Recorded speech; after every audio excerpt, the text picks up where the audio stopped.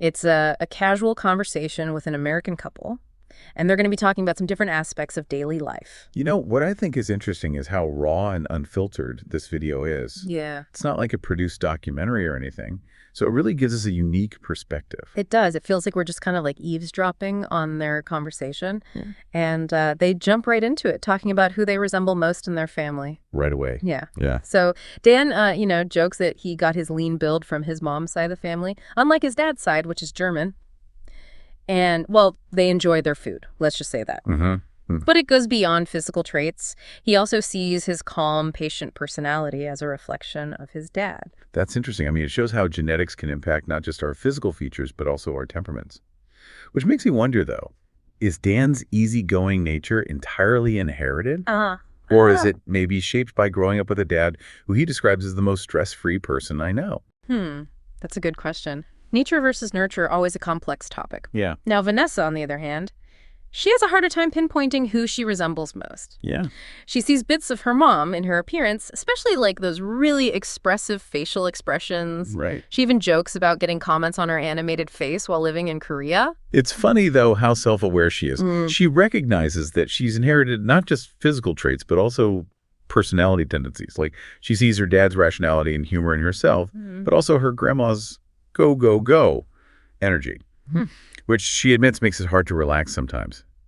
Is that suggesting there's a struggle between those inherited traits? Oh, that's a great question. Maybe it's about finding a balance, between those opposing forces. Now get ready, because they dive into a question that's sparked debates for generations. When does childhood end and adulthood begin? Dan Ever, the pragmatist, initially suggests age 16, emphasizing independence and self-sufficiency as the defining markers. But then he acknowledges that societal expectations and the complexities of modern life often push that timeline back even further. It's not just as simple as moving out of your parents' house anymore.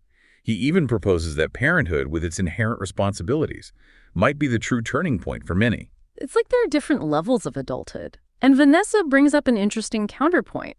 She focuses on decision-making as the key factor, regardless of living situation. So even if you're living with your parents or receiving support, if you're making your own choices, you're exercising your adulthood, at least according to her. I like that.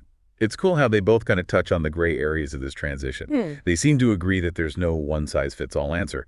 But I'm curious, do you think their views are shaped by their own life experiences? I mean, Dan, as a father, might see parenthood as that defining moment, while Vanessa, who's focused on building her career, emphasizes personal agency and choice a bit more. That's a really good point. Their individual journeys seem to be influencing their perspectives. And this leads us perfectly into the next topic. Terrible jobs. Everyone's had them right. Well, Dan and Vanessa are not shy about sharing their least favorite work experiences. Dan starts us off with his time as a dishwasher. Oh, yeah. And he really does not hold back on the details. He paints a vivid picture of feeling socially awkward as a homeschooled Christian teenager surrounded by these older, seasoned kitchen staff.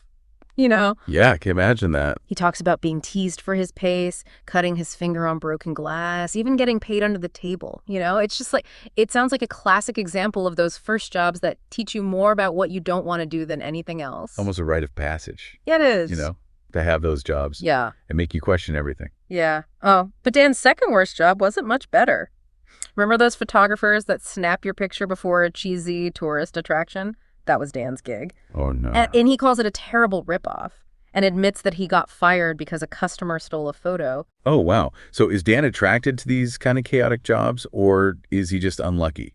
First with the dishwashing and the whole under the table thing, and then this photography job, where he's ultimately fired for something outside his control. That's a great question. Maybe there's a subconscious pattern there. But let's move on to Vanessa's soul-crushing experience.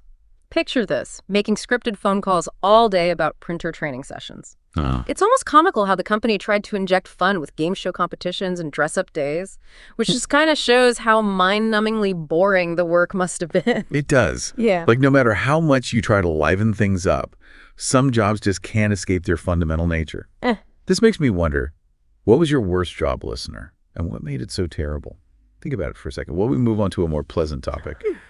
Travel. Yes. Let's escape to some dream destinations. So Dan and Vanessa share their desired U.S. travel spots, and it's clear they're both drawn to nature. Dan sets his sights on the Grand Canyon, the Pacific Northwest, specifically Seattle, and a return trip to his childhood home in Colorado. It sounds like he's seeking out a balance between those awe-inspiring landscapes and those more nostalgic connections. Yeah, I agree. Nature can be incredibly grounding.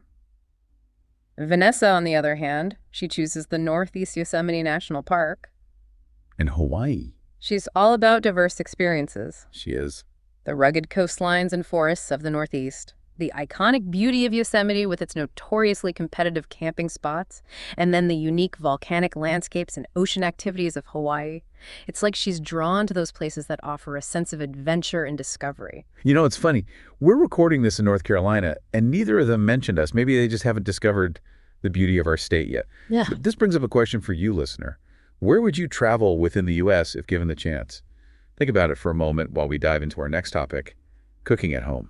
This is where we get a glimpse into their culinary preferences. It's cool to see how their personalities come through in their approaches to food. So, for instance, Dan is all about bulk meals, those big batches that last for days. He even admits that he thinks about food in a very male way, prioritizing efficiency and practicality. I have to admit, I chuckled when he said that. Yeah. And then there's that hilarious story about Dan's college chili mishap. Remember, he made a huge batch of chili, but completely forgot to refrigerate the leftovers. And, well, let's just say he wasn't feeling too thankful after that.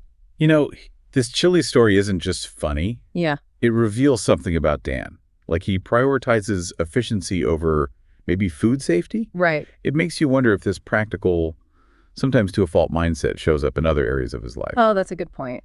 Meanwhile, Vanessa's more about variety, though she agrees on the efficiency of freezer-friendly meals, which is probably a must for busy couples.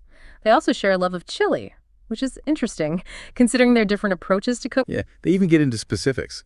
Like Dan outlines his simple chili recipe, while Vanessa emphasizes always refrigerating leftovers. Always. They also talk about how their current winter location influences their preference for hearty warming dishes.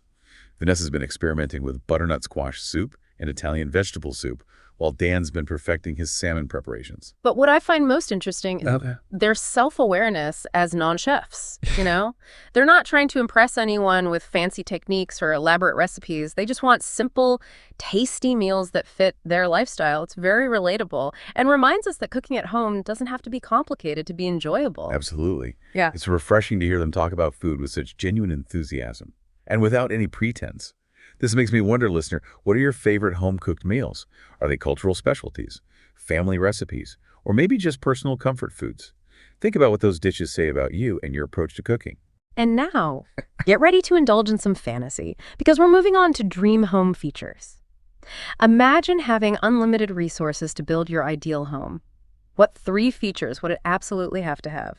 Dan, being Dan Goes Big, dreaming of a humongous living room with vaulted ceilings and massive windows offering a breathtaking ocean view. Wow. But not just any ocean view. He wants to be perched on a cliff overlooking the Mediterranean. It's a grand vision that maybe speaks to his desire for spaciousness, natural beauty, and perhaps a touch of escapism. He's envisioning a palace. He is. And of course, I had to tease him about the practicality of living room the size of a football field. And let's not forget his other must-haves. An epic open kitchen, seamlessly connected to the living space, perfect for entertaining. And a dedicated game room filled with every imaginable game. Clearly, he values social connection and a little bit of healthy competition. So it sounds like he's designed a home that perfectly reflects his personality. Now, Vanessa's dream home is a bit more grounded, while she also wants a main room with lots of natural light. The view isn't her top priority.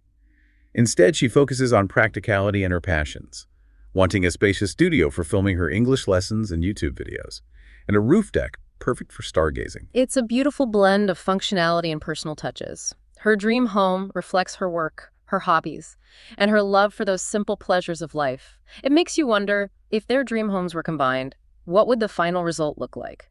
A sprawling Mediterranean villa with a rooftop observatory and a hidden game room. That's an image. It is. It sounds like a dream home where both of their personalities could truly shine. But what about you, listener? What features would make your dream home truly yours? Think beyond practicality and embrace pure fantasy for a moment. What would your ideal living space look and feel like? Speaking of dreams, let's shift gears to a realm where reality often surpasses our wildest imaginings. Nature. Dan and Vanessa, as you know, are big fans of animal documentaries. Yeah. And they share some pretty mind-blowing animal facts. Even I was surprised. I know, right? It's like a crash course in nature's weirdest wonders. Dan starts off strong with a story about turtles. His mom casually mentioned that turtles can breathe through their butts, so you can imagine. The disbelief. I mean, come on, who wouldn't question that? Right. But turns out Mom was right. She was. And it gets even weirder.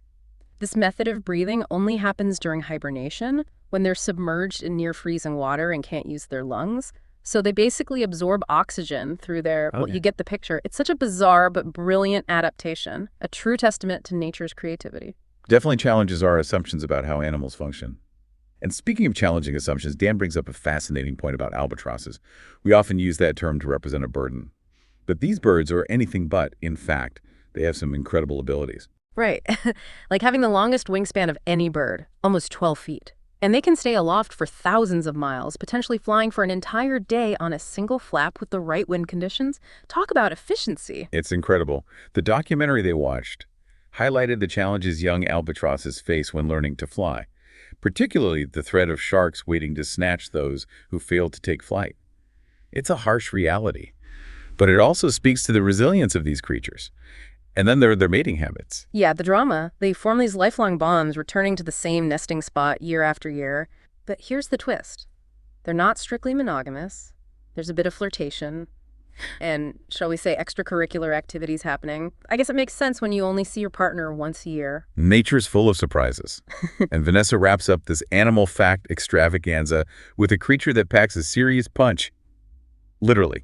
The mantis shrimp. This unassuming little crustacean has the power to shatter bulletproof glass with its claws. It makes keeping them in aquariums quite a challenge. I can imagine. But that's not all. They also possess extraordinary vision with 12 to 16 photoreceptors in their eyes compared to our measly 3. So they can see a vast spectrum of light that's invisible to us, a technicolor world we can only imagine. It's incredible. It really is. It makes you wonder what they see that we don't. Right. I encourage everyone listening to check out some videos of the mantis shrimp's visual abilities. It's truly a sight to behold. Now, this got me thinking, what if instead of focusing on these fantastic creatures from afar, we turn the lens inward? Dan and Vanessa are pretty open about their lives, but there are always things people keep private, even subconsciously. What do you think they might be revealing about themselves without realizing it? That's an interesting question. It makes you think, does their choice of animal facts, those specific examples that spark their interest, offer subtle clues about their personalities or worldviews? Exactly. Like, is Dan drawn to the albatross because he relates to its power and endurance? Or is it more about the challenges those young birds face? Perhaps mirroring his own experiences with those terrible jobs we talked about. And what about Vanessa's fascination with the mantis shrimp? Is it the vibrant colors they perceive, reflecting her own creative nature? Or is it their powerful punch, hinting at a hidden strength that might surprise those who only see her cheerful exterior? It's like reading between the lines. It is. Speaking of reading between the lines, let's shift gears to a holiday that's near and dear to many Americans. Thanksgiving. Dan and Vanessa have some interesting thoughts on how the holiday has evolved. Well, they start, of course, with the most important element of Thanksgiving, the food. Dan playfully suggests that Thanksgiving is mostly about eating. But, all jokes aside, they both acknowledge the central role of the meal in this holiday tradition. The classic spread. Yeah. A whole roasted turkey stuffing, gravy mashed potatoes, green beans, sweet potatoes, cranberry sauce, the whole 9 yards. It's funny how food can evoke such strong memories and emotions. They really paint a vivid picture of those key Thanksgiving flavors. The juicy turkey, the savory stuffing, the tart cranberry sauce. Making me hungry just thinking about it. Me too. And it's interesting how they connect those sensory details to the social aspects of Thanksgiving. It's a time for family gatherings, often hosted by one family member and sometimes including close friends as well. There's this sense of warmth and togetherness that comes with the holiday. Right. Even with the potential for some family drama, of course. Of course. It's like Thanksgiving is this microcosm of family dynamics, with all the love and laughter and occasional tension. They also mention the tradition of sharing what one is thankful for, a practice that Dan's family always did. And it's cool how they connect this back to the holiday's historical roots as a harvest festival. A time to express gratitude for a bountiful year's worth of food, a sentiment that still resonates today, even though most of us aren't farmers anymore. That's true. It seems like the core feeling of thankfulness remains, whether it's for family, friends, good health, or simply the abundance we often take for granted. And it makes me wonder if other cultures have similar fall holidays centered around food and gratitude for the harvest season. It would be fascinating to explore those connections. It would. It's a reminder that even though we have our unique traditions, there are these shared human experiences that transcend cultural boundaries. But for now, let's move on from the Thanksgiving table to a topic that's increasingly relevant in our fast-paced, always connected world. Relaxation. Dan and Vanessa share their go-to strategies for unwinding and de-stressing. Right. Because who doesn't need a little stress relief these days? Dan's first suggestion might surprise you. He recommends engaging in physical activity that demands concentration, like playing a sport or going for a hike. It's about disconnecting from those screens and focusing on bodily movement, something that's often lacking in our modern lifestyles. He finds that the combination of physical exertion and mental focus helps him clear his mind. I get that. I find that taking walks is one of the best ways for me to de-stress, too. It's amazing how just getting out of the house and breathing fresh air can help you recenter yourself. Simple things often make the biggest difference. Dan's next tip is a bit more traditional, taking a warm shower. He finds the routine and the warmth calming, allowing his mind to drift and decompress. I've heard that showers can actually foster creative thinking because you're in this relaxed state with minimal external stimuli, which allows your mind to wander and potentially generate new ideas. And of course, we can't forget about the importance of quality sleep. Especially in a world that's constantly bombarding us with information. Dan stresses the need to lower overall stress levels and prioritize getting enough rest. It's easy to neglect those basic self-care practices when we're feeling overwhelmed, but sleep is crucial for regulating our physical and mental well-being. Absolutely. It's like hitting the reset button. And it's interesting how they both acknowledge that better sleep looks different for everyone. It's about finding what works for you. I also want to emphasize something that Dan didn't mention. Intentional tech breaks. Yes, putting away those phones and abstaining from electronics for a while can be surprisingly effective. Breaking that cycle of stress-induced phone use and mindless scrolling. It's so easy to get sucked into that vortex of notifications, but sometimes we just need to unplug and reconnect with ourselves. Speaking of breaking cycles, I have a bonus tip that I found helpful for falling asleep. Controlled breathing. Oh, tell me more. It's really simple. Just inhale for a count of 5 and exhale for a count of 10, focusing solely on your breath. It helps quiet the mind and promote relaxation, which is ideal for drifting off to sleep. That reminds me of how excessive screen time can actually impact our breathing patterns. We tend to blink less, take shallower breaths, and experience higher stress levels when we're glued to our devices. It's a subtle but significant effect. It's almost like our bodies are mirroring the frenetic pace of the digital world. Mindful breathing practices are a great way to counteract those effects and reclaim a sense of calm. And there are so many different techniques out there. From meditation to yoga to simple breathing exercises, there's something for everyone. So what are your tried and true relaxation tips, listener? We'd love to hear what helps you unwind and de-stress. But for now, let's take a trip back in time and explore Dan and Vanessa's childhood experiences with sports and exercise. This is where we see how their personalities and preferences played out in the realm of physical activity. Dan, being the more team-oriented one, went through a whole bunch of organized sports. It's like he was trying on different athletic identities. He started with t-ball, then moved on to soccer, swimming, gymnastics, even figure skating. It's a pretty diverse background. But his true love, the sport that captured his heart, was hockey. Which makes sense, considering his older brother's influence. They talk about how prevalent youth soccer is in America. Even though it's not as popular as a spectator sport or among adults, it's an interesting observation. It is. Sometimes it's not just about the sport itself, but the social connections and memories we associate with it. They also contrast Dan's more team-oriented preferences. With Vanessa's inclination toward individual or less physically aggressive activities, she attributes this partly to her dislike of physical contact, which led her to excel at swimming. It's interesting how our individual temperaments can influence our choices, even in something like sports. Vanessa describes her experience on a community swim team, highlighting that blend of individual achievement within a team setting. She also mentions playing volleyball in high school.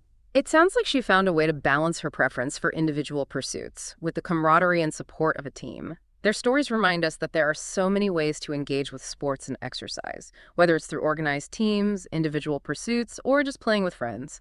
It's all about finding what brings you joy and helps you stay active.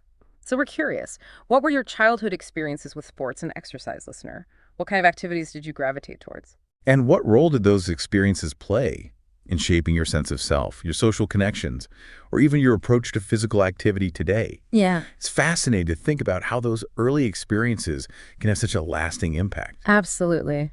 And now let's shift gears one last time for this part of our deep dive. This time we're talking about electronics. We asked Dan and Vanessa, if you could upgrade any electronics in your life for free, what would you choose? Now remember, Dan's a self-proclaimed gadget enthusiast, so I was expecting a long list of high-tech desires, but his response surprised me. Me too. Instead of going for the latest and greatest, his first choice was to upgrade his laptop. Makes sense, though, considering their son recently helped him out by accidentally stepping on it, effectively snapping it in half. Oh, no. It's a testament to the durability of modern electronics that it still works. But a new laptop is definitely in order. Right. It's a good reminder that sometimes the most desirable upgrades aren't about fancy features or cutting-edge technology, but about practicality and necessity. Of course, Dan being Dan, he couldn't resist adding a few more items to his wish list. He mentioned his love of browsing for speakers and headphones, which brought a knowing smile to Vanessa's face. I can just picture her rolling her eyes as he daydreams about those massive speakers that would fill an opera house. It's those little glimpses into their dynamic that make this video so endearing. It's like we're right there with them. I know, right? But his second choice was a bit more practical, the security system. While they both acknowledge that their neighborhood is safe, Dan likes the idea of having cameras, especially if they're away from home. It seems like it's more about peace of mind than anything else. It does. Now, Vanessa, on the other hand, had a very specific and surprisingly relatable upgrade in mind. A car key fob with a remote unlocking feature. I know, it seems like such a small thing. It does, but they explained that their current car only has a regular key, which can be a real pain, especially with a toddler and a baby on the way. Imagine juggling car seats, diaper bags, and a squirmy child while fumbling with keys. A key fob would be a game changer. Totally. And it's a super easy fix. It is. They'd just been putting it off because they bought the car used and didn't have the original key fobs. It just goes to show that sometimes the most desirable upgrades aren't the latest flashy gadgets, but those simple things that make everyday life a little easier. So true. It's a good reminder that we don't always need to chase after the newest, shiniest thing. Sometimes it's about focusing on those small, practical improvements that can have a big impact. Exactly. And that brings us to a question for you, listener. What electronics upgrades would you choose if price were no object? Think about the devices or systems that would truly enhance your daily life, big or small. Would you opt for cutting-edge technology? Or are you like Vanessa, drawn to those simple upgrades that make everyday tasks a little easier? We'd love to hear your thoughts. As we move on to the final segment of our deep dive, exploring those relatable, regrettable purchases. And we're back for the final part of our deep dive into Dan and Vanessa's everyday lives. This time we're getting a little vulnerable, exploring those purchases that maybe weren't our best decisions. You know those moments of buyer's remorse that make you wonder, what was I thinking? Oh yeah, it's a universal experience. It is. That sinking feeling when you realize you spent your hard-earned money on something that just wasn't worth it. Definitely. And Vanessa kicks things off with a confession that many tea lovers out there can probably relate to.